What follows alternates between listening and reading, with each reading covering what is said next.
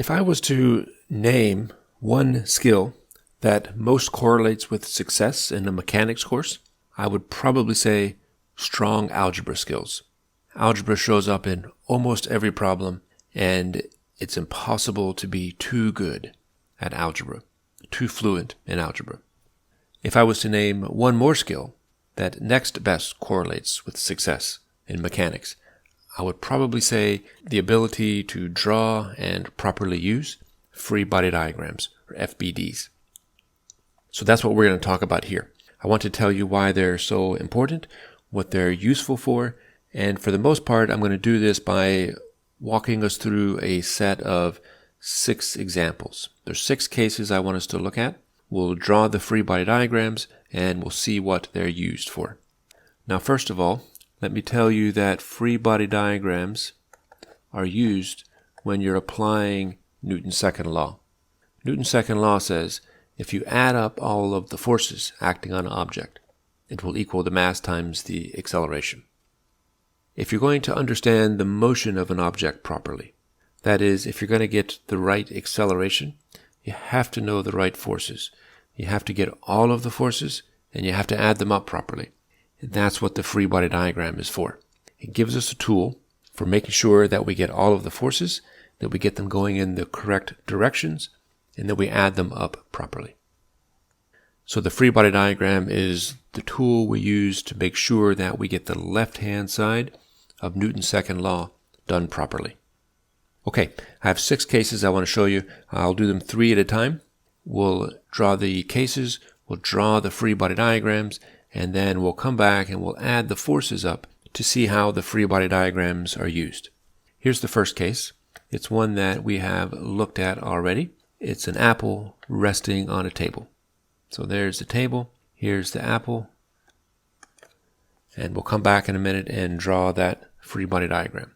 Second one we've also talked about. It's a person pushing on the wall.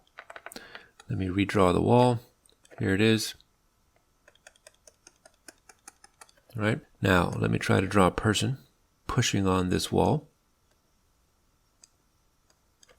They're going to reach out with a long arm and push on that wall. So there they are as they're doing that. Okay. We'll draw that free body diagram and see what forces are acting on them. Third case is a box being dragged across a horizontal floor. We'll assume that this floor is frictionless. We attach a rope to it and pull on it. Here's our hand pulling on this thing.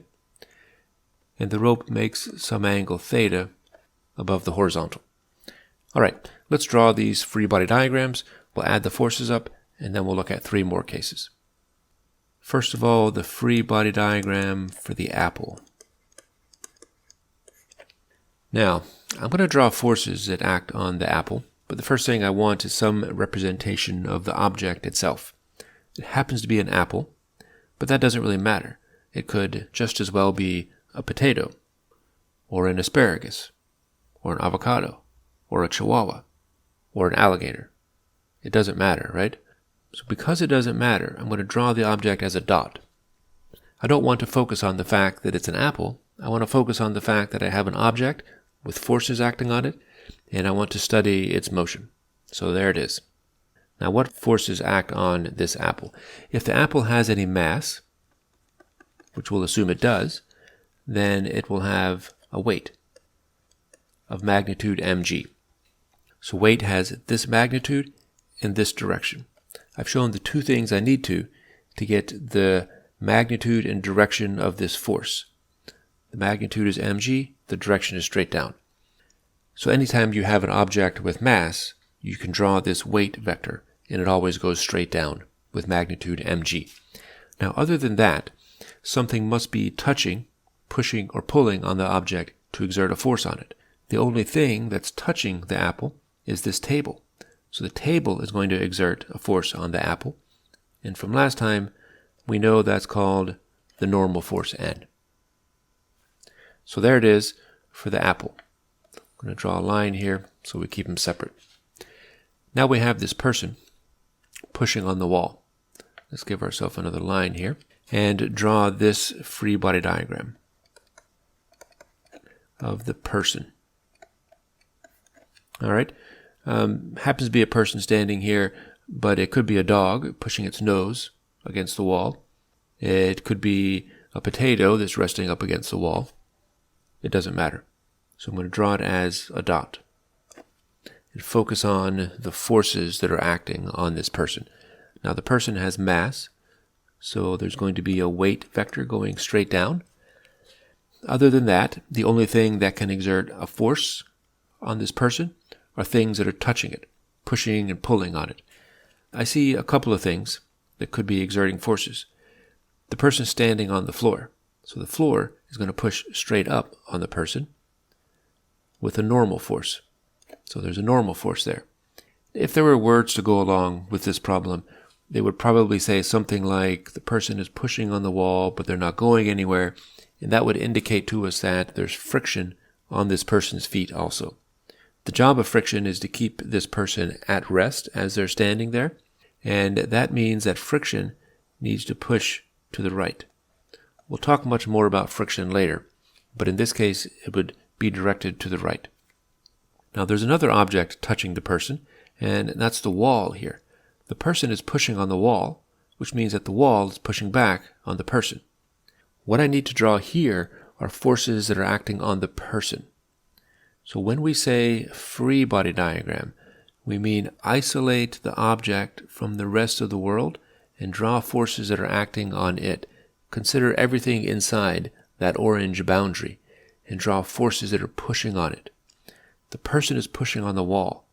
I don't put that force on the free body diagram because that force is acting on the wall. What I draw are forces that act on the person. If the person pushes on the wall, Newton's third law tells me the wall pushes back on the person just as hard in the opposite direction. So on the person, the wall pushes this way to the left. It's a normal force, so I'll call it N sub W, normal force from the wall. And that is an action-reaction pair with the person pushing on the wall. Okay, so there's that free body diagram. Let's look at this last one now. We have a box or a block or whatever on a frictionless surface, no friction here, and we attach a string to it and pull it up at some angle theta. Free body diagram. I'm going to focus my attention on this thing and draw all the forces that act on it. If it has mass, it will have a weight, mg, so that one goes straight down as always. It's resting on a surface, so there can be a normal force that's perpendicular to the surface. It'll be straight up in this case. The only other thing touching this box is this string here. And somebody's pulling on the string, putting some tension in it, so there'll be tension acting parallel to the string up this way. So I draw a tension force now with some magnitude in this direction. And that's all the forces that are acting on this box. So we have our free body diagram now.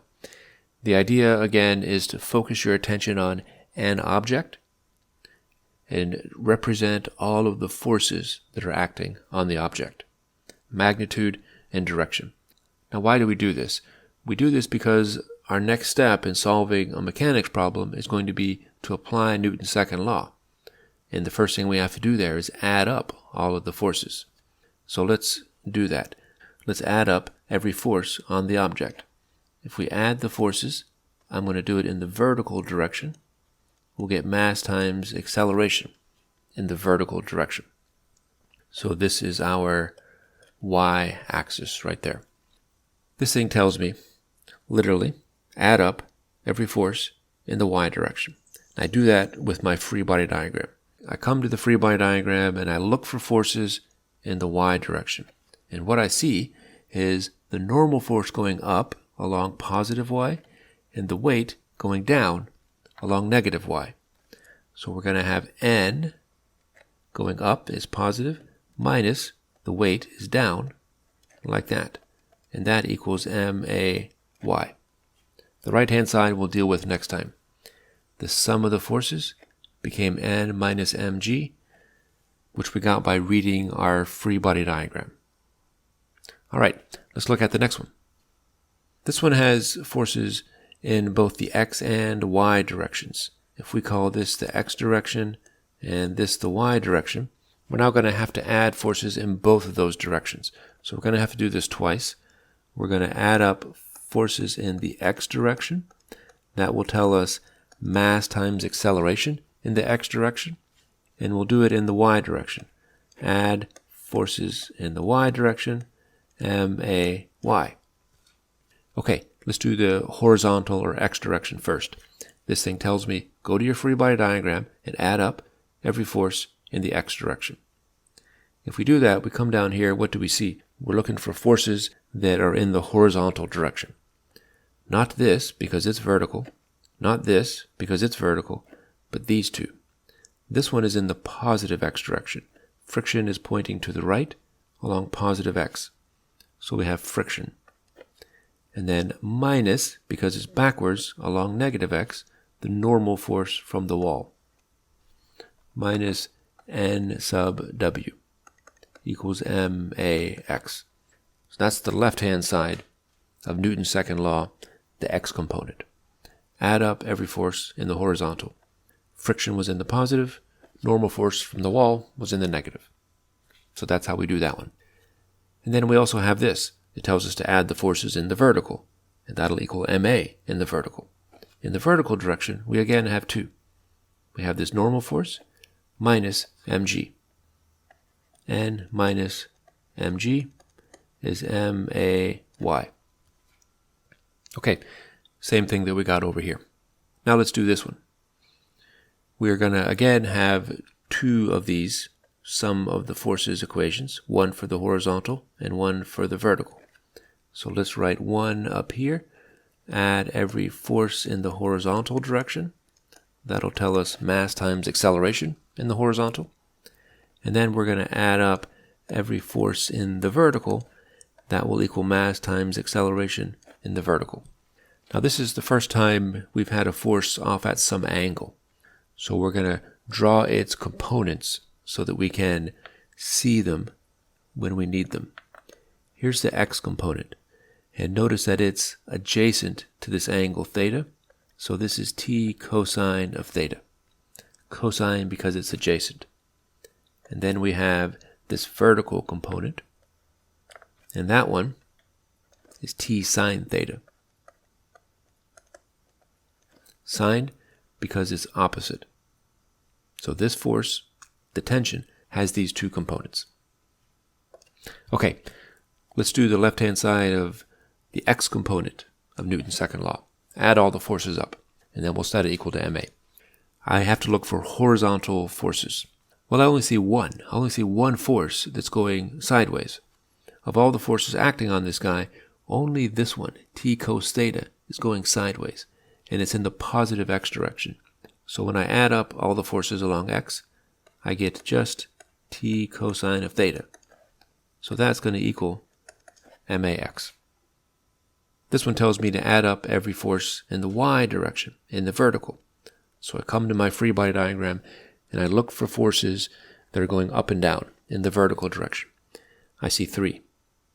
Normal force going up, t sine theta going up, so those two are positive, and the weight going down. So we're going to have N plus t sine theta minus mg. Normal force plus t sine theta minus mg equals MAY.